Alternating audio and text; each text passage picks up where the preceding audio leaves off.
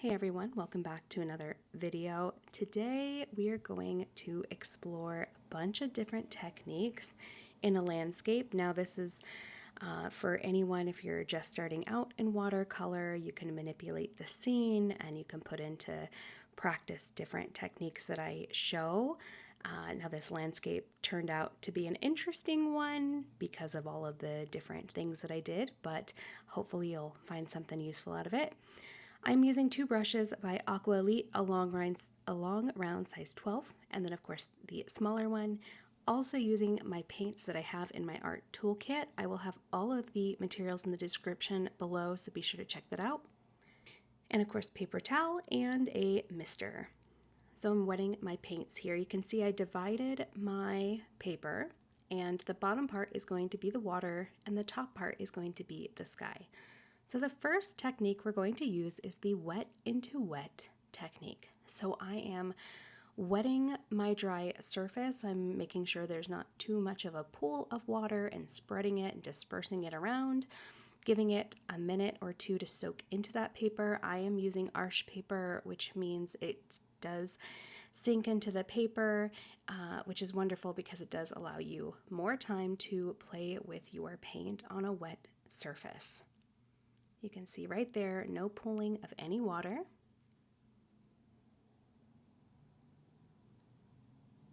So the first thing I'm going to do is get a mix of some cobalt blue and then a mix, and it's not really a mix, it's just the solid color, nothing in it, but then also the Holbein Gray of Gray.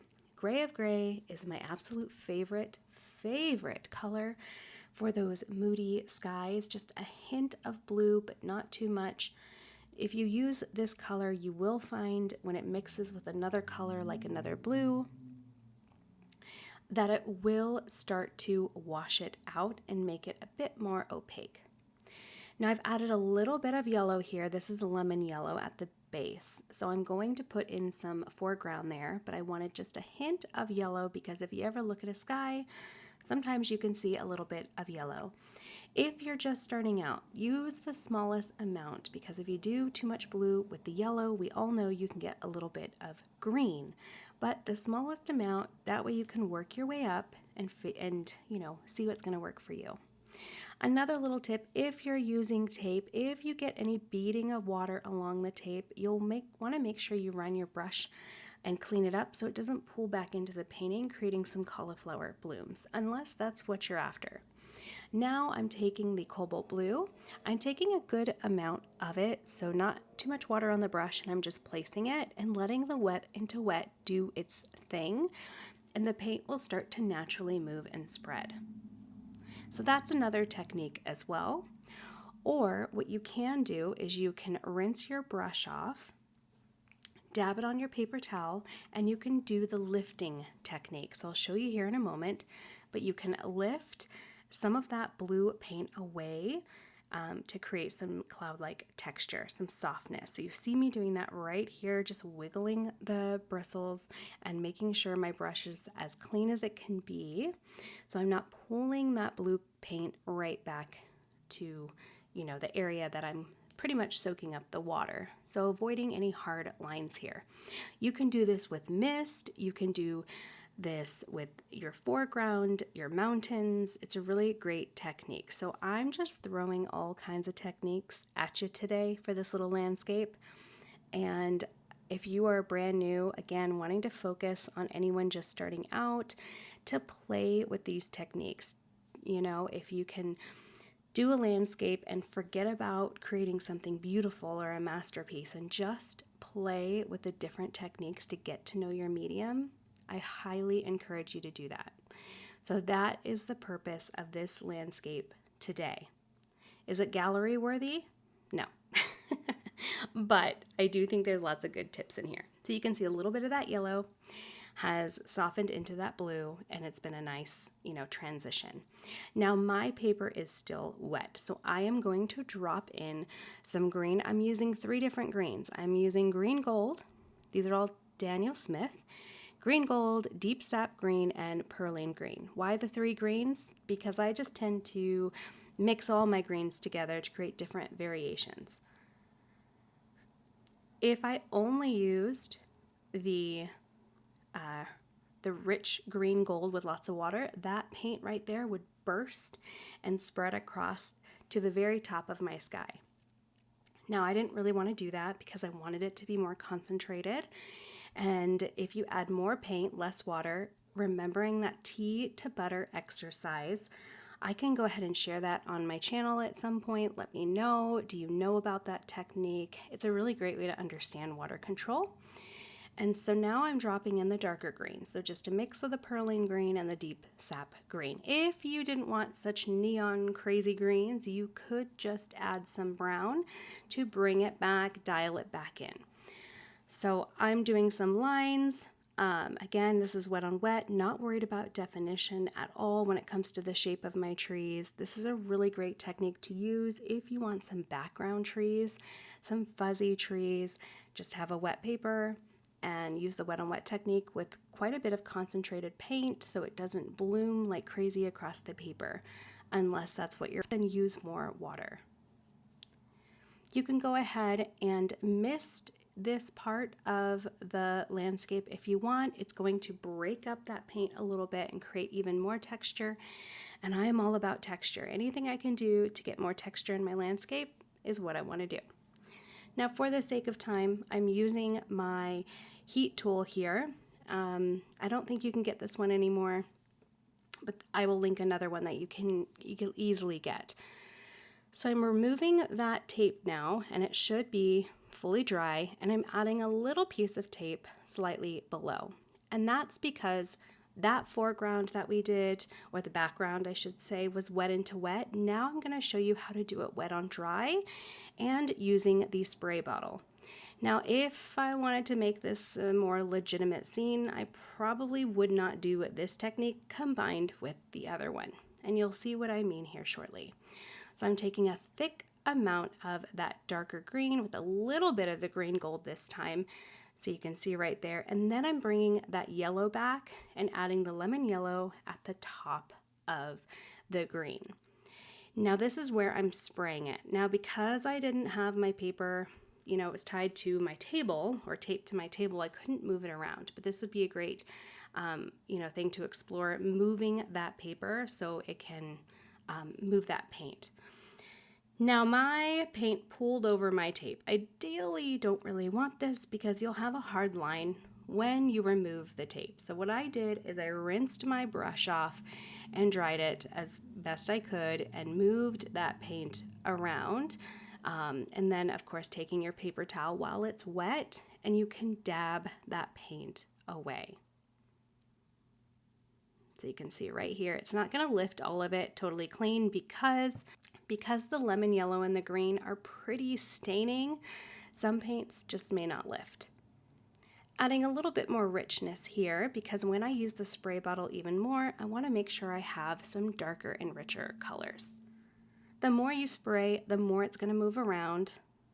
And another technique you can use is moving that paint with your heat gun. So you can see that paint moving around. Now this is something you'll have to do that's pretty quickly just because it's drying it as well, but it's a fun technique to use. But you can see the difference between this foreground and the background. Another little tip, if you have struggle with your tape, if you use a heat gun on the tape as you remove it, it will help get it off the paper without tearing anything. Okay, so now for the water. The paper is dry. I haven't re-wet it. Added some paint, rinsed my brush off, and now I'm moving that paint upwards, trying to soften it. So the closer I get to the very background, those trees right there, I want it to be a bit softer and not so blue. And that's because I'm going to add in some greens and I'm going to add in darker blues to create some texture within my water. This is a very beginner-friendly way of doing water. Highly recommend. It's also really great for understanding water control. So you can see I didn't add more water to my brush. I just swiped that cobalt blue or the blue pigment and I threw it right in because remember, the paper is still wet here. Taking some of the green now the paper is wet, so it's going to naturally fuzz out. It will get softer here, just meeting it at the base of that line, right into the blue. As long as that blue is still wet, it will blend beautifully together. Doing the same thing down here.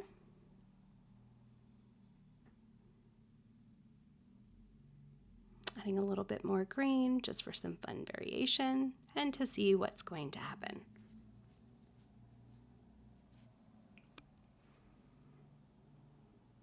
Now, if you take your clean brush and you start swiping some of that paint, it's going to pull the different colors that you've mixed in, and it's going to create texture in your water. So water is a challenging and not so challenging thing to paint. Challenging because you never know how it's going to be, but you really do have lots of room when it comes to water because there's so much soft reflection in water. So you can see here it has become much lighter, and now I am using scrape tool technique. So if you want any texture that you didn't add in before and you want maybe some ripples or some separation between the land and the water, you can go ahead and scrape away at your paper. Less is usually more, but if you're practicing, again, scrape away as much as you want so you can really understand how much is needed and how it feels, because your paper is going to be, depending on the paper you use, it's going to have a different experience with your X-Acto knife. So that's the technical term. I always call it a scraper because that's what I'm doing. It's an X-Acto knife, whatever you want to use. Now, my favorite thing to do in landscapes is splattering. I'm using the bleed-proof white here, mixing some water into the cap with some good amount of the white pigment. And my favorite thing to use for splattering is the Deerfoot brush, so by Princeton. Most all of my brushes are by Princeton. I love Princeton brushes. I just find so much use out of them. Now, when it comes to flicking, I like to use my finger to get more focused areas of splattering. And so you can test that out. Some people will use a toothbrush. Some people will use the tapping technique. I like more control. I like things out of control, but I like to control the out of control, if that makes sense. So that's what I'm doing here, just for a little something extra. Again, keeping in mind this purpose of this video is just throwing all kinds of techniques at you that you can incorporate in your landscape.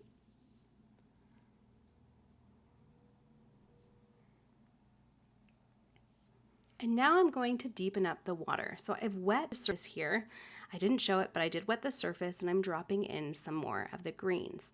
You can see because the paint on the paper is naturally softer. And I'm going to go ahead and blend that out. To blend it out or soften it, just clean your brush off and pull that color away from the more concentrated initial color that you laid down. So you can see I'm doing that right here.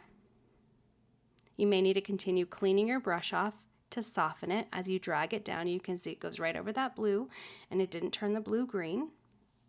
Now taking a little bit more of the blue, again, because I went over that with some water, that area is wet, and you can see as I pulled it over to the right, it started to break up, and that's because that area is dry. So let's go over how to do this on dry paper. So you lay your color down. If it's dry, you can see that that color is so much darker than the one on the left. But that works because this foreground is much closer to us than, say, the trees in the back. So you can manipulate this technique to do it like this as well. If you have breaks in your brush, more of that dry brush technique, that definitely can work when it comes to water because you will find breaks in the water. So don't worry too much. You can master that and manipulate it how you want. But you can see the two different types of textures in that water. And of course, if you are brand new, lots and lots of artists love to tape their paper. It is pretty rewarding, I'll admit, to remove that tape when you are done. There is nothing like a beautiful, fresh white border around your painting. So let me know in the comments below what you think. Are you brand new to watercolor? What do you want to see for future videos? I am thinking about creating longer form videos. I'm absolutely loving to sharing techniques and thinking about focusing on techniques for different landscapes, to hyperfocus on one at a time. Maybe that's splattering, maybe that's, wet into wet. So let me know in the comments below what you would like to see. Of course, I'm always going to do landscapes, and I love my mountains and my trees, but I am open to exploring different things if that's what you would like to see. All right, everyone, I hope you got something out of this video, and I look forward to seeing you in my next one.